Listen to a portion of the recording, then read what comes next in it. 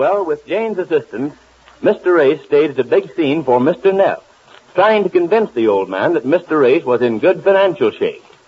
Mr. Ace has a piece of property Mr. Neff is anxious to get, and Mr. Ace is holding out for a good price. This episode takes place in the living room of the Ace's bungalow after dinner, and we find Mr. Ace telling Marge what happened at his office in the afternoon. Listen.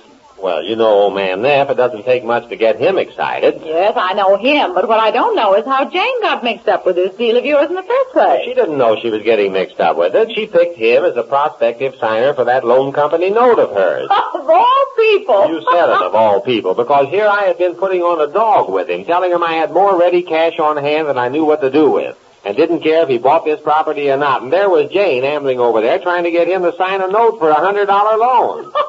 Well, it's funny now because it turned out as well as it did, but How did you find out that Jane had been to see him? Well, she dropped in at my office this afternoon and casually mentioned that Mr. Neff had turned her down on the note. She did, huh? Yes. Well, after I came to... I can imagine. Well, I saw what damage he had done, and I understood why Mr. Neff didn't call me on this deal, so I got busy. I had to act fast. I got him on the phone, got him over to the office, and got Jane to tell him that she had been kidding him. Did he believe her?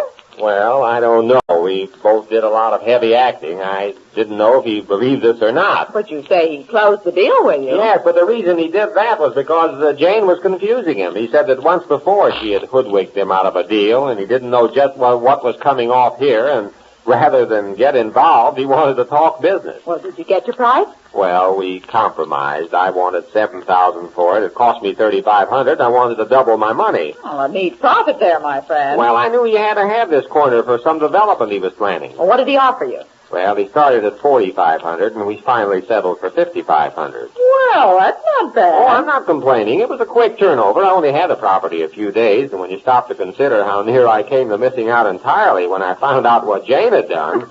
That was a close call, but she atoned for it. Yeah, she did herself proud. In fact, she was so carried away with acting like we had loads of money that she put it on a little too strong.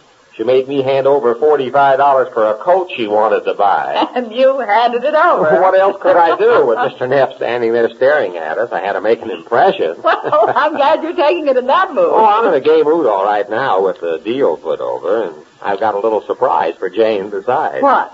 Well, I didn't say anything to her about it at dinner, but I'm going to give her a present of $100. $100, you are? Yeah, she's been wanting to borrow $100 so long, I thought I'd give her $100. She did her bit to put over the deal, even if she did do her best to spoil it at first. Well, I think that's swell. You put over your deal and Jane gets her money without having to borrow it and messing around with signers and notes. Here she is. Now, don't say anything. Let me tell her. All right. Oh, that Laura. She never gets anything right. Well, what did Laura do now, Dad? Oh, it's what she doesn't do. I told her to keep track of every cent she spends around the house during the week, and she keeps forgetting it. If she'd only write it down. Why doesn't she? I don't know. She just won't. And then every week, like tonight, I have to sit there in the kitchen with her till she remembers where the money went. Honestly, it's like pulling teeth from a baby. Well, did you finally get it straightened out? Well, most of it. Well, what do you mean, most of it? If you're going to keep a budget book, you've got to see to it that it comes out to the penny. Well, it will now. I gave her the 30 cents.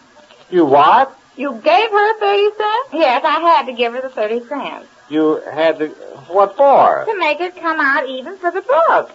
Well, I don't understand. What... Why give her 30 cents? Well, we figured up what she bought this week, like soap and a scrubbing brush for the sink, a bottle of glue, and so-so and so-so. Yeah, all right. So what? Well, when she went to buy it, we figured out exactly how much it would all cost, and it was $2.70. Yeah, $2.70. Well, I gave her $2.70, and she went and bought everything. Yes. Well, just now, when we figured up again how much it all cost, it comes out $3. So I was 30 cents short. 30 cents short? Don't look at me, Marge. I don't know what she's talking. What do you mean, don't look at you? What's hard about it? We just made a mistake in how much it would cost, that's all. But you say she got everything. That is, Laura went to the store with $2.70, and she got everything you sent her for, didn't she? Yes, but just now when we figured it just up... now you figured up how much these items cost, and it comes out $3. Is that it? Yes, now you got it. Well, how did Laura get it for $2.70? We don't know. That's the grocer's hard luck. All I know is that I have to write down in my budget book everything she bought and how much it cost. Well, how's it going to look if I write down it cost $3 and I spent only $2.70? Well, what's the matter with you two? Why is everybody looking at me?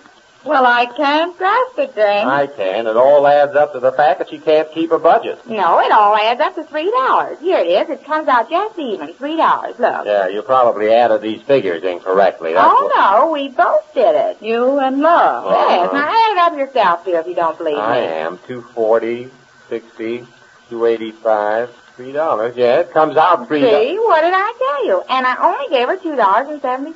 Well, did she spend 30 cents out of her own pocket? Laura? Uh-huh. No, we thought of that, too. She didn't. It's just a mistake, that's all. And the only way to make it come out even is to give her 30 cents. So I did. Well, I do a lot of bookkeeping down at my office, and I've done a lot of jigsaw puzzles in my day. But a thing like this? Well, I don't understand why you gave her 30 cents. I was 30 cents short. This will show in my book I spent $3, won't it? Yes. But I only spent $2.70. Well, I can't have 30 cents hanging out there somewhere with no place to put it. So the place to put it is Laura's pocketbook. Well, after all, she's the one that made the mistake. Oh, she made the mistake. Yes. So as a reward, she gets the 30 cents. And that's why you always come out in the red every week. In the red? What do you mean? I mean, that's why you come out with a loss every week. Who? Well, let me tell you something, dear. I've worked my head to the bone around his house for the past 2 weeks. And last week I had a profit. So I thought, well, that was an accident, I said to myself. Well, I tried again this week. And how would you like to know that I finally came out with a profit again? Put that in your hat and smoke it. You came out with a profit? Surprised, huh? I should say I am. If it's true. What do you mean if it's true? Well, after the way you figured out this thing about Laura, I don't know. How much of a profit? Never mind how much. It's a profit. That's all I care. Is it much? Never mind how much. Well, why the secret? Let me see your book. Oh, no, you said this is my business. Well, I'm telling you I had a profit. That's all you have to know. Well, I hope so. I'd give anything to know how much it is. Never mind how much it is. And you've been so busy around here trying to borrow $100 to balance the budget, and all the time your budget didn't need balancing. You've had a profit. Yes, that kind of upsets me at first. That is when I thought I was going to get the $100. Oh, it upsets you? Yes, because I was going to borrow to pay my losses. Then all of a sudden I started having a profit. More things happen to me. Speaking of $100. What? Oh, I was talking to Ace. Speaking of $100. Oh, yes. Before I do that, I just got an idea. Now, don't back out. I'm not backing out. The idea is in connection with this $100. What's going on here? What are you two talking about? Jane, I think that keeping a budget book is a little too involved for you. That's what? I mean, you have to enter what you spend, and it entails a lot of bookkeeping. There's a much simpler way. What way? Well, I think you might be wise to start a checking account. A checking account? What do you mean? Well, I don't think that would be so wise. Now, wait a minute, Mons. What do you mean, dear? Well, it's simply this. I put over this deal with Mr. Neff. Yeah? And you had something to do with helping me put it over. I did? Well, sure. You were there, and, I'm going to give you a little present. You are? What kind of a present? $100. $100? Yes, you've been carrying on around here the past week or so trying to borrow $100, so I thought... $100? You are not. Yes, I am. I thought it was only fair that... $100? You are not. Yes, I said I was. Oh, dear, I never dreamed. Oh, no, Jane, is that a way to accept $100? Well, I can't help it. It's so sad. Well, Jane, you'll get used to it. Well, I just forgot that I was even trying to borrow the money. I didn't dream that you were going to give it to me. $100? You are not. Listen, you're going to have me convinced in a minute. Oh, now, Jane, careful. Don't talk yourself out of it. Now, look, Jane, here's what I think you ought to do with it. Start a bank account. Not a savings account, a checking account. The $100 will be your first deposit. Then with what I give you every week and with what Marge pays you, you can keep track on check stubs just how you stand. Pay your bills with a check. But I never wrote a check. Well, I don't think you'll have much trouble learning. The trouble she'll have is learning when not to. Well, I don't know how to start a checking account. What do you have to do? Well, it's simple. You take the $100 to the bank and deposit it, just like you would in a savings account. They give you a checkbook, and you keep track on the stubs, what you spend and what you put in. I think a checking account will be just what you need. It'll give you a sort of a responsibility. Well, I don't know what to do. How do you start I'm it? telling you. If you want me to, I'll go with you, Jane. All right. When are you going to give it to me, dear? Well, I'll write a check tonight if you like. You'll write a check. Well, whose checking account is this going to be? It's yours. I'll write you a check on my bank, Then you take the check and deposit it in your bank. That starts you off with $100, and you can draw checks against my check. Sort of check to check? Sort of check. No.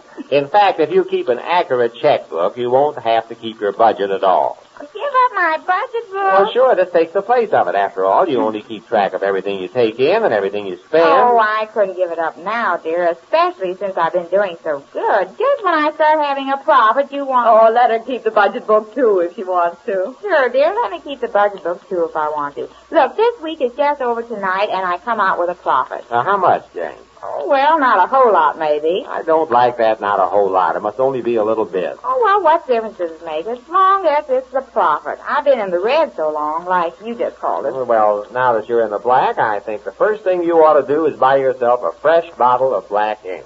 Spend money on a bottle of ink? Yeah. What? And be in the red again? Oh, no. In the red? How much profit have you got there, anyhow? Let me see that. Well, it's easy to see that Jane's profit she's bragging about isn't very much if the purchase of a bottle of ink will put her back in the red. But now she goes in for a bank account. We learn more about it when next we meet the Easy Aces.